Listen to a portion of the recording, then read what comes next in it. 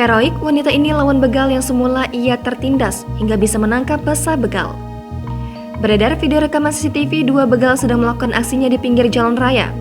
Awal video, nampak begal tersebut mengikuti korban dari belakang. Korban, dua orang menggunakan sepeda motor berhenti di pinggir jalan. Seorang perempuan turun dari motor lalu pergi, sedangkan sang pria menunggu di motor sambil membuka HP. Dengan cepat, dua orang begal menyambar HP tersebut. Setelah mendapatkan HP, ternyata begal ini tidak cukup puas. Keduanya berhasrat mengambil sepeda motor korban. Begal yang duduk di belakang turun dan mengancam korban untuk menyerahkan motornya. Namun, korban tak menyerah begitu saja. Ia berusaha mempertahankan motornya sembari menghindari kontak fisik dari begal. Tiba-tiba dari belakang, muncul seorang wanita yang tadinya berboncengan motor dengan korban. Wanita itu datang dan langsung memukul kepala begal dengan helm sekeras mungkin. Akhirnya, begal tersebut tersungkur jatuh ke aspal dan langsung diamankan oleh korban dan beberapa warga yang membantu.